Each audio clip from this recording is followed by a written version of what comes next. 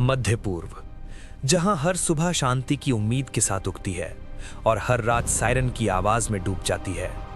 दशकों पुराना अविश्वास, परमाणु कार्यक्रम का साया, प्रॉक्सी युद्ध, साइबर हमले और वैचारिक टकराव। एक तरफ इजराइल, दूसरी तरफ ईरान, बीच में महाशक्तियां। सवाल सिर्फ ये नहीं कि कौन सही है, सवाल ये है कि अगर ये टकराव नियंत्रण से बाहर हुआ तो क्या दुनिया तीसरे विश्व युद्ध की ओर बढ़ जाएगी। आज की इस हाई इंटेंसिटी डॉक्यूमेंट्री में हम तथ्यों, इतिहास और रणनीतिक विश्लेषण के साथ इस सबसे खतरनाक संघर्ष की परतें खोलेंगे। आप देख रहे हैं इंडियन रियल स्टोरी, मध्य पूर्व, दुनिया का वो इलाका जहां इतिहास सिर्फ किताबों में नहीं लिखा जाता, वो मिसाइलों की आग में, खुफिया ऑपरेशनों की फाइलों में और सायरन की आवाज में दर्ज होता है। रात गहरी है, रडार स्क्रीन पर चमकती हुई बिंदुएं, ड्रोन की गूंज, भूमध्य सागर से लेकर फारस की खाड़ी तक तनाव महसूस किया जा सकता है। एक तरफ इजराइल, दूसरी तरफ ईरान, बीच में अमेरिका, और पूरी दुनिया पूछ रही है कि क्या ये संघर्ष तीसरे विश्व युद्ध की ओर बढ़ रहा है। कहानी शुरू होती है 1948 से, जब इजराइल का जन्म हुआ। अधिकांश मुस्लिम देशों ने विरोध किया, लेकिन ईरान ने दरवाजा पूरी तरह बंद नहीं किया। शाह के शासन में ईरान पश्चिम समर्थक था। तेल व्यापार हुआ, खुफिया साझेदारी हुई, सैन्य तकनीक पर सहयोग हुआ। ये दोस्ती आदर्शों पर नहीं, रणनीति पर आधारित थी। दोनों को एक साझा डर था, सोवियत प्रभाव और कट्टर अरब राष्ट्रवाद। लेकिन इतिहास कभी स्थिर नहीं रहता। 1979 ईरान की इस्लामिक क्रांति, शाह गया, धार्मिक शासन आया, नई विचारधारा ने घोषणा की इजराइल अवैध है। उसी क्षण से संबंध टूट गए और शुरू हुई वैचारिक जंग। ये जंग सीमाओं पर नहीं लड़ी गई, ये लड़ी गई परछाइयों में। लेबनान में एक संगठन उभरा, हिजबुल्लाह। ईरान का समर्थन, इजराइल के साथ 2006 में सीधा युद्ध। गाजा में हमास सक्रिय हुआ, रॉकेट हमले, जवाबी एयर स्ट्राइक। सीरिया में गृह युद्ध भड़का, ईरान ने अपने प्रभाव को बढ़ाया। इजराइल ने सैकड़ों लक्ष्यों पर हमला किया ताकि ईरानी सैन्य ढांचा सीमाओं के पास मजबूत न हो सके। ये खुला युद्ध नहीं था, लेकिन हर साल, हर महीने बारूद जलता रहा। फिर आया नया मोर्चा, साइबर युद्ध। 2010 एक कंप्यूटर वायरस, सेंट्रीफ्यूज अचानक खराब होने लगे, परमाणु कार्यक्रम धीमा पड़ा। किसने किया? कोई आधिकारिक स्वीकृति नहीं, लेकिन दुनिया जानती थी ये डिजिटल युग का युद्ध था। परमाणु कार्यक्रम, यही इस पूरे संघर्ष का केंद्र है। ईरान कहता है ऊर्जा के लिए है, इजराइल कहता है अस्तित्व का खतरा है। 2015 में समझौता हुआ, निगरानी, सीमाएं, प्रतिबंधों में राहत। दुनिया ने राहत की सांस ली, लेकिन 2018 में अमेरिका समझौते से बाहर हो गया। प्रतिबंध लौट आए, ईरान ने संवर्धन बढ़ाया। सवाल फिर वही, क्या बम बन रहा है या सिर्फ शक्ति संतुलन का खेल चल रहा है? फिर आया 7 अक्टूबर 2023, हमास का हमला, इजराइल में भारी जनहानि, जवाब में गाजा में व्यापक सैन्य अभियान, हजारों नागरिक प्रभावित। मध्य पूर्व फिर जल उठा। ईरान ने समर्थन दिया, लेकिन सीधा युद्ध टाल दिया।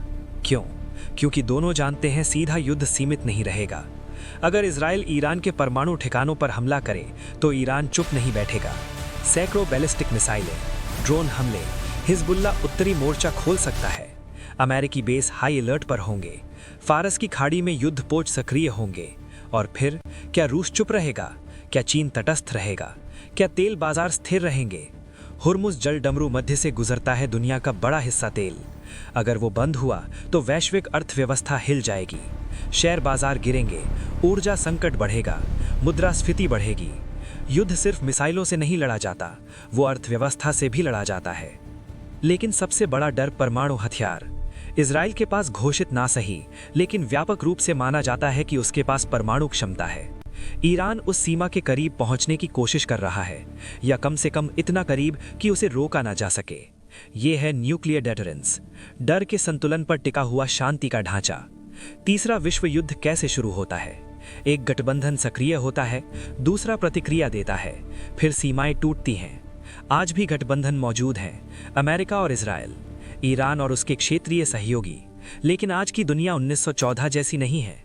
आज हर देश जानता है पूर्ण युद्ध का मतलब है ग्लोबल आत्मघात। फिर भी गलत मापकलन का खतरा बना रहता है। एक मिसाइल जो लक्ष्य से भटक जाए, एक कमांडर जो जल्दबाजी में निर्णय ले ले, एक साइबर हमला जो गलत समझ लिया जाए। इतिहास बताता है, युद्ध अक्सर योजना से नहीं, गलत फहमी से शुरू होते हैं। और इस संघर्ष में सबसे ज्यादा कौन हारता है? तेहरान की एक माँ जो अपने बच्चे को सुरक्षित रखने की कोशिश कर रही है। तेल अवीव का एक परिवार जो सायरन सुनते ही शेल्टर में भागता है। गाजा का एक बच्चा जो नहीं जानता कि राजनीति क्या होती है। युद्ध में सबसे पहले मरती है इंसानियत। आज मध्य पूर्व बारूद के ढेर पर बैठा है, लेकिन अभी भी कूटनीति की खिड़की खुली है। बैक चैनल बातचीत, अंतर्राष्ट्रीय दबाव, आर्थिक प्रतिबंध, ये सब इसलिए ताकि वो आखिरी रेखा पार न हो। क्या तीसरा विश्व युद्ध संभव है? संभावना शून्य नहीं, लेकिन अनिवार्य भी नहीं। इतिहास का पहिया नेताओं के फैसलों से घूमता है। एक हस्ताक्षर युद्ध रोक सकता है, एक आदेश युद्ध शुरू कर सकता है। रात फिर गहरी हो रही है, रडार घूम रहा है, ड्रोन आसमान में मंडरा रहे हैं। दुनिया इंतजार कर रही है कि क्या अगली सुबह शांति लेकर आएगी या इतिहास का सबसे बड़ा संघर्ष। ये कहानी खत्म नहीं हुई, ये अभी लिखी जा रही है, और शायद इसका अंत बंदूकों से नहीं, बातचीत से होगा। अगर इंसानियत जीत गई तो तीसरा विश्व युद्ध सिर्फ एक डर बनकर रह जाएगा, लेकिन अगर अहंकार जीत गया तो इतिहास फिर खून से लिखा जाएगा। इतिहास हमें एक बात सिखाता है, युद्ध अचानक नहीं होते, वे धीरे धीरे बनते हैं, गलतफहमियों से, अहंकार से और खामोशी से। लेकिन इतिहास ये भी सिखाता है, हर बड़े संकट के बीच कूटनीति का एक रास्ता हमेशा खुला रहता है। अब फैसला नेताओं के हाथ में है और भविष्य हम सब का।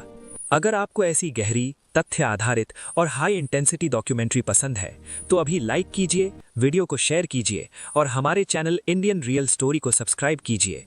नीचे दिए गए सब्सक्राइब बटन को दबाएं और बेल आइकन ऑन करें ताकि अगली रियल स्टोरी आप मिस ना करें। मैं मिलूंगा आपसे अगली सच्ची और महत्वपूर्ण कहानी के साथ। तब तक सतर्क रहिए, जागरूक रहिए और जुड़े रहिए इंडियन रियल स्टोरी के साथ।